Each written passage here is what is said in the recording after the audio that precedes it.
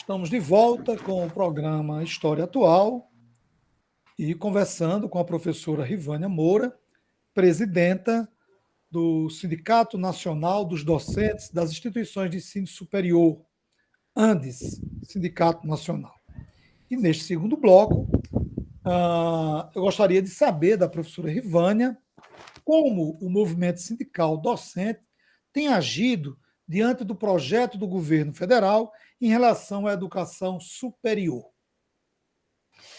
Então, como a gente sinalizou lá no início, né, qual é a nossa concepção de educação e o que a gente precisa defender. A gente tem feito no âmbito do movimento sindical docente, o ANDES, Sindicato Nacional, mas as suas seções sindicais, porque o ANDES Sindicato Nacional é composto por mais de 100 seções sindicais, mais de 70 mil filiados temos nesse sindicato, e a gente sabe que o momento de pandemia impõe alguns desafios, mas a gente não deixou, não abandonou, mesmo nesse momento, né, a luta. Então, como a gente tem agido diante desse projeto? Primeiro, o ANDES tem feito várias ações em unidade com os segmentos da educação, buscado construir uma unidade com os segmentos da educação, com as outras instituições da educação, por entender que esses ataques não são localizados para nenhuma categoria no âmbito da educação, mas sim, como foi dito desde o início, para uma concepção de educação, para um projeto de educação que está em curso. Ainda ano passado, com relação a essa questão das intervenções, por exemplo, nós realizamos presencialmente, em dezembro do ano passado, nós assumimos a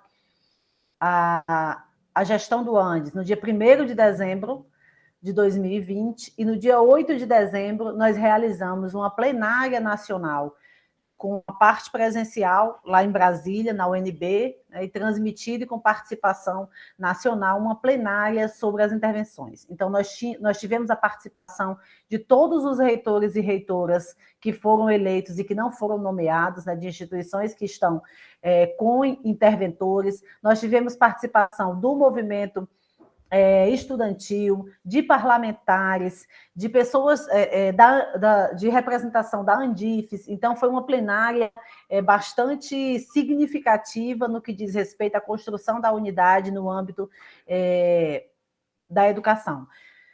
No dia seguinte, no dia 9, nós fizemos um ato em frente ao MEC, onde a gente pedia, né, exigia lá ao MEC que um representante, pelo menos, dos reitores eleitos pudesse ser recebido para falar sobre essa pauta das intervenções. Nós não tivemos qualquer abertura naquele momento, né, foi um ato ainda com poucas pessoas, por conta do próprio momento da pandemia que a gente enfrentava, mas foi um ato muito importante para marcar o início da nossa gestão e a continuidade da luta do ANDES, né, em defesa da autonomia, em defesa de um projeto de universidade. A gente tem feito, ao longo desse ano, diversas atividades com as demais entidades da educação. Fizemos uma plenária nacional com todas as entidades nacionais da educação, né, com a FENET, com a UNE, com a FASUBRA, com o SINASEF, com a CNTE, com as mais diversas possíveis aí no âmbito da educação nacional, para discutir a questão do orçamento, para discutir o impacto desse orçamento para as instituições, e fizemos no dia 19 de maio, quero deixar registrado aqui, nós fomos a primeira categoria a puxar o retorno às ruas e a fazer no dia 19 de maio o Dia Nacional de Luta em Defesa da Educação. Foi puxado pelo ANDES Sindicato Nacional, construído depois em parceria com a FASUBRA, o SINASEF e a FENET e a UNE, e foi feito atos em mais de 30 sessões sindicais, mais de 30 universidades, que nós fizemos atos no dia 19 de maio, contra os cortes na educação. E, na sequência, né, já tivemos atos maiores aí no Rio de Janeiro, por conta lá da declaração da reitora da UFRJ, né, e vários outros aí na sequência. Semana passada, o ANDES, no dia 23 de setembro, lançou a campanha defender a educação pública, essa é a nossa escolha para o Brasil. Então, foi o lançamento de uma campanha aprovada pela categoria no 12º CONAD Extraordinário, que é uma campanha que visa aí disputar as opiniões públicas sobre a educação, mas não um discurso da educação vazio, como aparece aí nas grandes meios de comunicação, né? Educação é o futuro do Brasil, defende a educação pública. A nossa defesa é da educação pública. Então, essa campanha visa discutir e pressionar com a questão do orçamento que está sendo elaborado no Congresso Nacional, ter uma luta muito maior em defesa da educação, que vai para além dos profissionais, estudantes e professores da educação, mas que a sociedade brasileira, né, que principalmente a classe trabalhadora brasileira, entenda que está em jogo e está sob ameaça a educação pública e que a gente precisa unir forças nesse momento em defesa desse patrimônio que é a educação pública no nosso país e que tem sido bastante ameaçada. Ivânia, eu vou ler aqui uma frase dita por você. Abre aspas. Não permitir que o emergencial se torne permanente é um dos nossos principais desafios. Fecha aspas. Essa frase sua, numa entrevista ao Jornal do Brasil de Fato, em 20 de outubro de 2020. A experiência da aula remota, que é uma realidade no quadro da pandemia, pode levar algumas universidades a propor ou criação ou ampliação de cursos no formato de EAD. Como o sindicato está pensando, vai se posicionar no eventual crescimento dessas propostas? Excelente, Lemuel, excelente. Lá em outubro de 2020, a gente afirmava isso, né? Não permitir que o emergencial se torne permanente é um dos nossos principais desafios. Isso se referindo ao início lá da experiência que a gente estava do ensino remoto, né, de toda a discussão que teve, a implementação do ensino remoto, em geral, sem discussão com a comunidade acadêmica, mas entendendo o momento da excepcionalidade que chega nessa essa modalidade aí do ensino remoto emergencial. E a gente falava do risco, e esse risco ele se faz mais forte, mais presente agora, nesse momento. O governo federal, inclusive, lançou um programa, né, que se chama Reúne Digital. E aí você pergunta assim, algumas universidades podem criar, né, ampliar curso no formato EAD.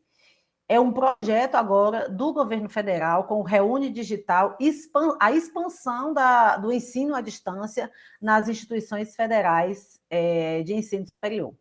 Então, é algo que está em curso, que é organizado. E aí é onde entra aonde a gente precisa de uma luta muito forte. Nós entendemos, e o Andes, você tem acompanhado também essa história, tem uma luta histórica contra a educação, o ensino à distância. E mais ainda agora, nesse momento, que a gente sabe como se deu também o ensino remoto. O ensino remoto nas condições mais precarizadas possíveis. O ensino remoto em que nós, professores e professoras, tivemos que bancar todas as condições de trabalho. O ensino remoto que várias pesquisas já apontaram um processo de adoecimento docente, de adoecimento discente. O ensino remoto que tem afastado e tem excluído, tem deixado para trás muita gente que não teve condições de acompanhar. Não teve condições de acompanhar por várias questões. Seja porque não teve acesso adequado às condições de internet, de equipamentos, seja porque as suas casas não tinham condições, porque estavam também lotadas com pessoas desempregadas, com pessoas doentes, né, com diversas outras situações, e essa é a realidade que a gente tem hoje. Então, essa expansão da educação à distância aparece no momento em que a gente tem em curso essa experiência, mas essa experiência ela tem que ser excepcional. Ela tem que ser somente nesse momento de excepcionalidade. A gente não pode correr o risco da ampliação da educação à distância, que é isso que o governo federal quer. Diminui o orçamento, não tem mais concurso público, né, contrata professor para dar uma aula temporariamente, implementa a educação à distância e agrada aos donos das plataformas, que têm lucrado muito durante a pandemia com o ensino remoto, e isso faz com que esse projeto de uma educação pobre para os pobres se faça efetivo. Esse projeto de entregar diplomas para ter o número, para atender as exigências do Banco Mundial, se faça presente. E a educação de qualidade, com pesquisa, ensino e extensão, vai ser colocada no ralo para muita gente e vai ser destinada para uma elite privilegiada para ter um acesso a uma formação de forma mais complementar. Então, o nosso posicionamento do sindicato deve ser, em todo e qualquer lugar, enfrentar qualquer projeto de expansão do ensino à distância e fazer com que isso não seja aprovado dentro das nossas instituições. Fazer com que isso não se torne uma modalidade de ensino de forma ampliada para todos os cursos dentro das nossas instituições, porque isso, de fato, significa um processo profundo de precarização das nossas condições de trabalho e de precarização da educação. Então, é um risco muito grande que a gente está correndo. Qualquer defesa que venha a ter da experiência exitosa do uso da tecnologia, da experiência exitosa com o ensino remoto, não pode ser levado como exemplo para incentivar que isso permaneça, né? Porque, de fato, o que a gente tem recebido de informações, de resultado de pesquisa, é de forma muito drástica o que tem acontecido com esse modelo remoto, né? E volto a dizer que deve ser emergencial. Então, a gente não pode permitir, de forma alguma, que esse modelo que foi usado como emergencial se torne regra, né? Se torne permanente, se torne algo a vir a ser utilizado permanentemente dentro das nossas instituições de ensino. Lembrando mais uma vez, para você que está nos assistindo, para se inscrever no canal, para dar um like e compartilhar a nossa programação. Ivânia, como está sendo a preparação das universidades para o retorno das aulas presenciais? O ANDES, Sindicato Nacional, tem acompanhado através de suas sessões sindicais? E no caso específico da UERN, que é a nossa instituição, você tem conhecimento de como está o processo para o retorno das atividades? Então, vamos lá. Com relação a essa questão do retorno presencial, né? A gente tem enfrentado aí uma batalha muito intensa para que esse retorno só aconteça com condições sanitárias que garantam segurança à vida. E a gente tem elaborado no âmbito do nosso CONAD, também nas reuniões dos setores. Desde o início do ano, a gente fez rodadas de assembleia, indicou, né, rodadas de assembleia, fez reuniões dos setores, para que o retorno só seja mediante condições seguras. E isso fez com que a gente tivesse uma deliberação, inclusive, de greve frente a qualquer ameaça de retorno sem as condições garantidas. Então, nós elaboramos no âmbito dos setores, né, um plano sanitário e educacional, que a gente chamou em defesa da vida e da educação.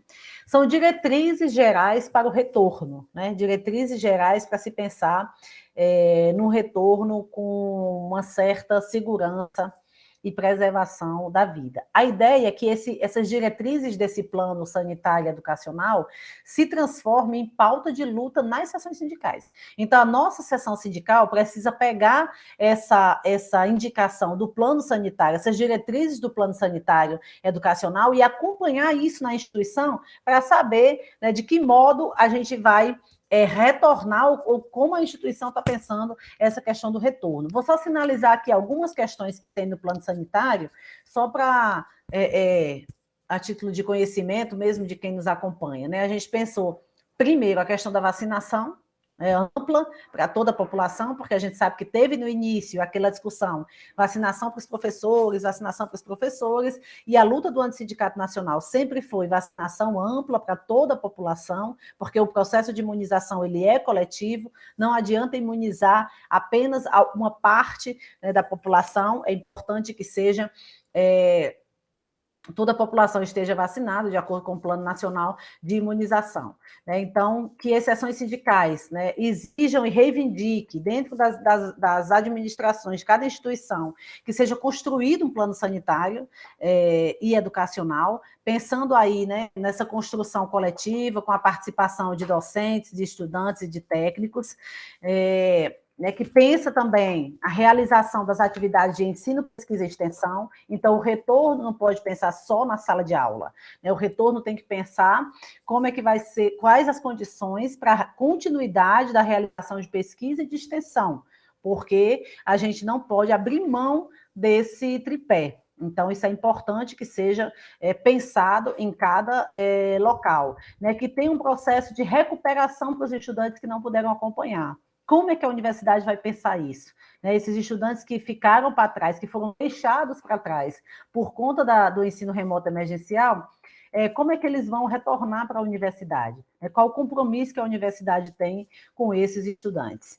E aí vou passando algumas questões que eu estou aqui para ressaltar, né, que tenha um processo de adequação da infraestrutura, né, dos prédios, dos laboratórios, da biblioteca, dos demais espaços em comum, dos refeitórios, de onde tem restaurante universitário, né, das residências universitárias. Então, tudo isso precisa ser pensado para um processo de retorno, né, de higienização de equipamentos, né, de todas as questões aí que envolvem.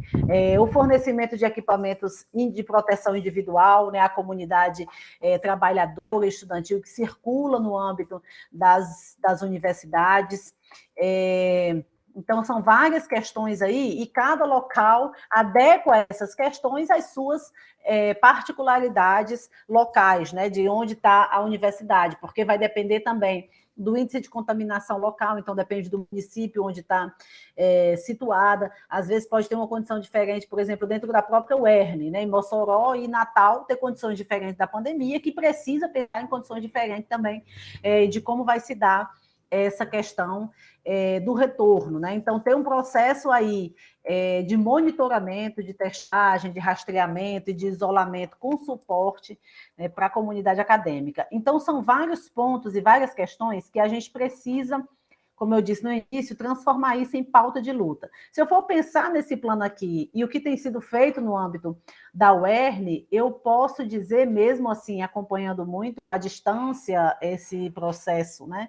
Mas que ainda não vejo um processo de efetivo de que essas condições elas estejam garantidas, embora o retorno já foi aprovado. Então, é algo que eu volto a dizer, que o nosso sindicato precisa estar atento, né, para que possa cobrar da administração da universidade a construção desse plano sanitário, coletivamente, que pense em todas as condições para esse retorno, para que a gente não transforme o nosso local de trabalho, né, e o nosso local de estudo em local de transmissão do vírus, de atentado à vida, porque a gente sabe que a pandemia ainda se encontra em alta, a gente ainda tem quase 1.000 mortes por dia, né, embora a vida pareça voltar, entre aspas, ao normal, de fato, ela não existe esse novo normal. A pandemia continua, inclusive com várias variantes diferentes e com uma perspectiva aí, de continuidade, principalmente frente a esse governo negacionista, né, que a gente tem vivenciado e que até o momento não teve nenhum plano efetivo de combate à pandemia. Que a gente tenha esse plano, pelo menos dentro das nossas instituições, para que a gente possa